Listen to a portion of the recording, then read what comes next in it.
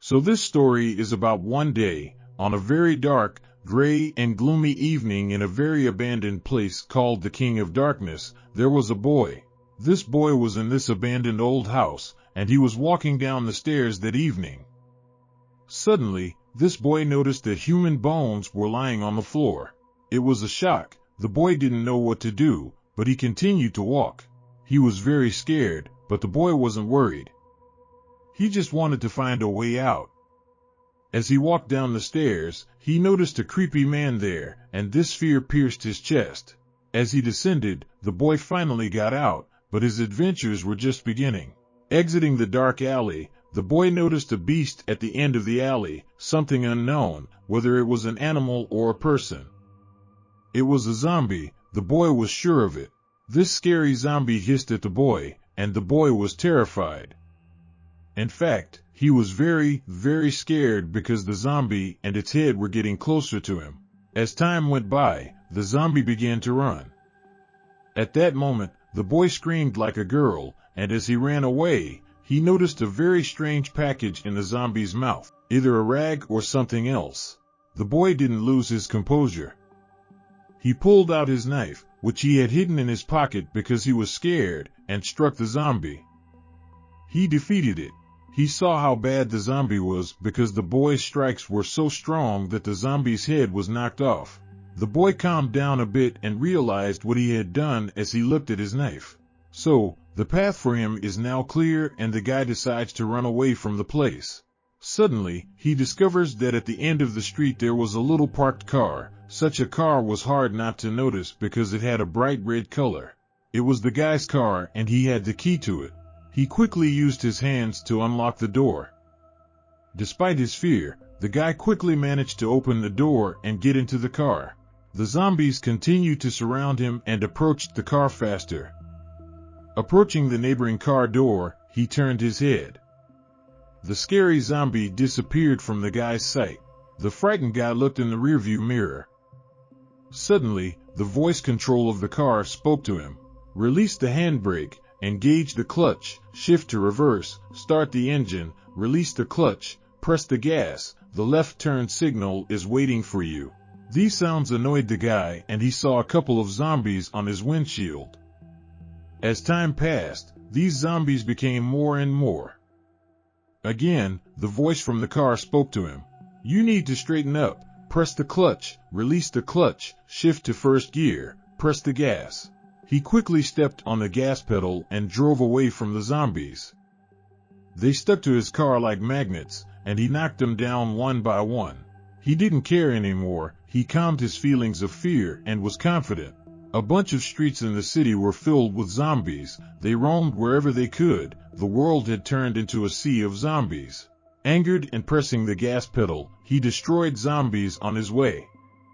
Time passed, and the guy confidently pressed on the gas. Scary, angry zombies who wanted to eat him jumped right on the windshield, and over time, the glass cracked badly. The zombies hit the glass and tried to break it. Suddenly, a very scary, nasty zombie flew right in front of the guy's face, but he kept moving forward. This didn't last long. There were so many evil zombies that the car simply flipped over. The poor guy was completely broken in the overturned car. At that moment, the zombies were getting closer and surrounding him. I can't die, I must, thought the guy and yelled. I must survive. His memories overwhelmed him. 2 months ago. One day, this guy was at home with his wife, living an ordinary day. Roy, come here, his wife called. Something seems to have happened downstairs. There are a lot of people, some of them in uniforms. After these words, they went to the balcony to understand what was happening. There were a lot of people on the street, and you could hear the speech. To the residents, I ask for attention. To the residents, I ask for attention. I am the director of the Lyman community.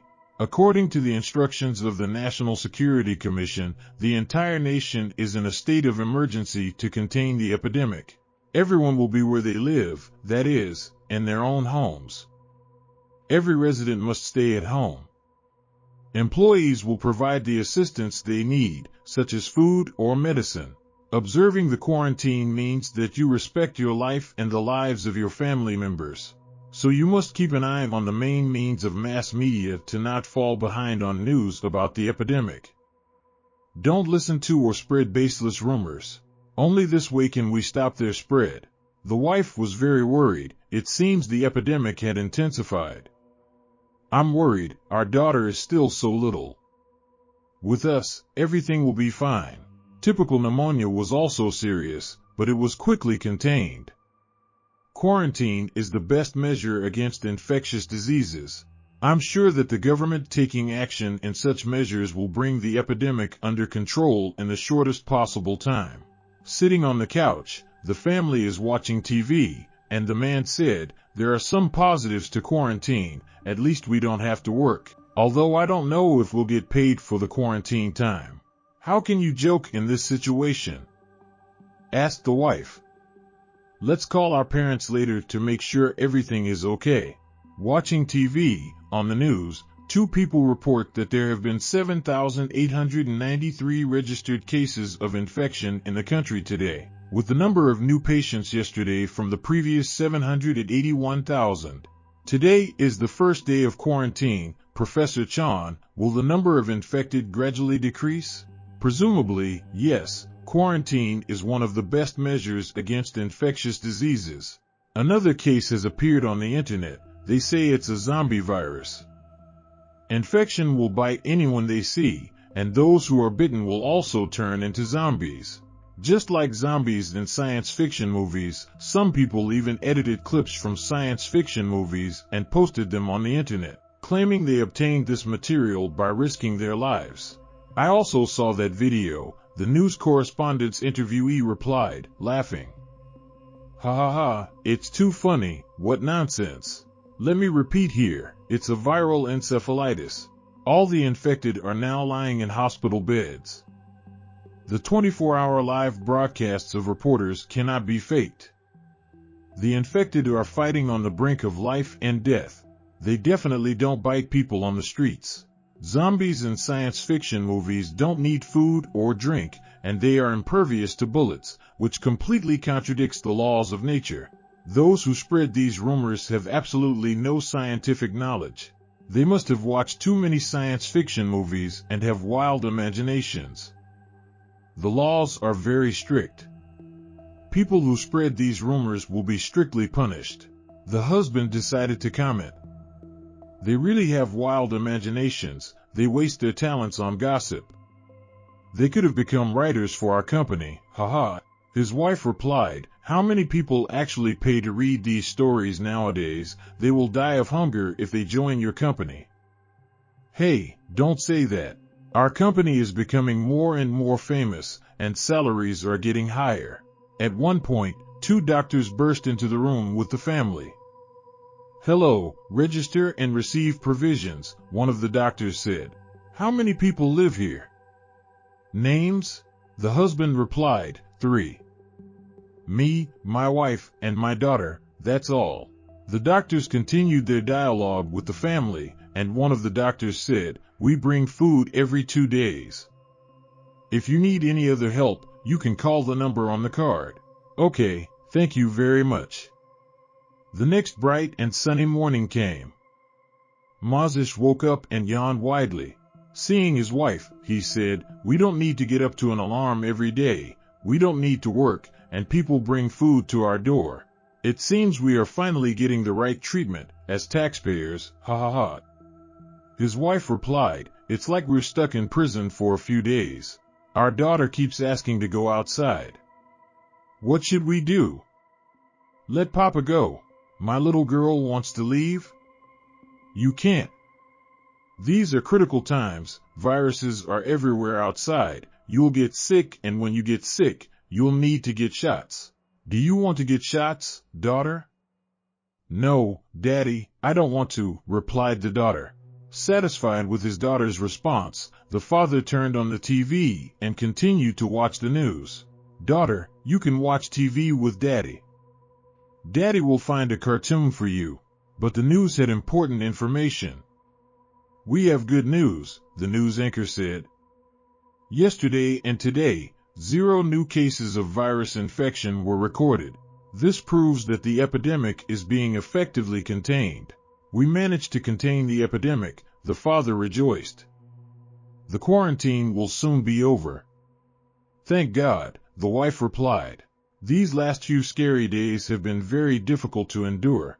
The news was interrupted when the power went out in the entire apartment, and the TV also lost its brightness. Without thinking much, the family went to the electrical panel. It was strange that it didn't trip. There seemed to be power outages. The family decided to approach the window and ask the neighbors what had happened. Hey, do you have electricity? The neighbors replied, no. Looking at the first floor, they noticed people reporting something. It's just a temporary power outage. Everything will be restored soon. Everyone needs to stay quiet and calm. The people below noticed someone leaving the house and shouted at them. Hey, come back. The quarantine isn't over yet. Go back to your homes. We managed to contain the epidemic, the people replied. The quarantine will soon be over. We've been sitting there for a few days, so we just want to breathe fresh air. Suddenly, the family got scared. The daughter screamed, Dad, there's smoke over there. Something was smoking heavily in the distance behind the houses. No, we haven't received any orders to return home immediately. Otherwise, we'll have to force you back into quarantine, the overseers shouted. As suddenly they all heard explosions, bang bang bang, those were gunshots. They asked where the shots were coming from. The family was also very scared, and all the neighbors around were also frightened, and everyone was looking out their windows at the strange smoke. The police were very nervous and looked around. They noticed a guy who came into their yard. He was just walking at first, and then he fell to his knees. But over time, he completely fell to the ground. After a moment, a bunch of people like him ran into the yard. The police were very scared of this terrible crowd and started to run. They ran away and shouted very loudly. These were zombies, not just any zombies, but scary zombies. There were more than 1,000 or even more than 100,000. The angry zombies attacked and tore apart the policemen. It was fear and horror. The police used weapons, and they shot at the zombies terribly. But the zombies ruthlessly bit them, and there were fewer and fewer policemen. The zombies one by one filled their stomachs with people. At one point, there were no policemen left in the yard. The greedy and hungry zombies fought for every police body. They attacked people in a crowd and ate them to the smallest crumb. The police fired in all directions out of pain, but their weapons did not help. The evil and hungry zombies began to rise and enter homes in search of new people. They ran in a mindless and fast crowd. All the residents of these homes were very frightened, and the family was also looking out the window in great shock. Daddy, I'm scared, the daughter said. Without thinking for long, the father wanted to hide his family. He quickly closed all the windows with curtains and gave his daughter headphones. Don't be afraid, these uncles and aunties are just playing a game. You and mommy should read this picture book well, he said. The girl looked at her dad with pitiful eyes and replied, okay. After hiding his family, the man left the room and locked his loved ones in. He also decided to approach the door and look through the peephole. When he saw the pile of scary zombies, his blood froze in his veins. There were so many of them. One of the zombies crawled right up to his peephole, and the man stepped back in terror. What the hell? The man exclaimed. Without thinking much, the man decides to call for help. He dialed the number, hello, during the quarantine, you cannot make phone calls. If you need any help, please contact your community staff or call. The man was very upset. They're all liars, just pieces of shit. It was all lies, nonsense, he thought. The man wanted to wash up, but there was no water. He decided to collect water in a basin through a small faucet below, but there was no water there either. The man decided to take action. He ran into the room and began to search for anything that would be useful. He took a basin from the bathroom and started to make something. At that moment, his wife unexpectedly came to him. "Dear, what are you doing here?" she asked. "They've cut off our water supply, so I'm covering our buckets so the water doesn't evaporate, like our daughter," the man replied. "I still can't get through for help. They're probably locked in their house, just like us. Their situation may even be better than ours because they have a habit of stocking up on food," the sad wife said. "Will we die?" "Our daughter is still so young," the wife asked. "I promise you, we won't die. We'll see our daughter grow up and become an adult. Promise me that you'll never give up, no matter what. Do it for me and our daughter. Promise me," the man said. "Okay," the wife replied. "I can't believe that everything that's happening is real, but we're still alive and safe. Our only way out is to wait here until things change. We'll probably have to stay home for a very long time," the husband replied. "The shortage of food and water will be a more serious problem than the zombies outside." His wife answered, "We didn't buy any food before the quarantine. We were only given a fixed amount of food. There's not that much food and water here." "I know," the husband replied, "so let's count how much we have left. Then we'll plan our meals every day. That will help us hold on longer." The family decided to calculate their food supplies. Looking at the food on the table, the wife said, "Last time we bought a lot of baby formula because it was on sale. We have 11 boxes left, which will last us another 2 months. "That's very good," the husband replied. "We have 7.5 kilograms of rice left, some black rice, beans, and corn for making nutritious porridge, totaling about 2.5 kilograms. 2 packets of thin dried noodles from pie, 5 packs of instant noodles, 1 pack of tin sausages, 1 packet of chips, half a pack of sugar, 2 liters of vegetable oil, and some spices, 6 cups of yogurt and 2 celery stalks. In the freezer, we have 2 packs of dumplings and 1 frozen chicken. Don't close the refrigerator door completely. When air gets in there, it turns into condensation," the husband suggested. His wife asked him, "Do you want to use a towel to collect the condensation?" "Yes, dear, you're right.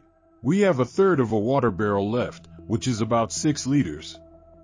There's half a bathtub of tap water, 7 or 8 liters. We probably also have about half a gas cylinder left.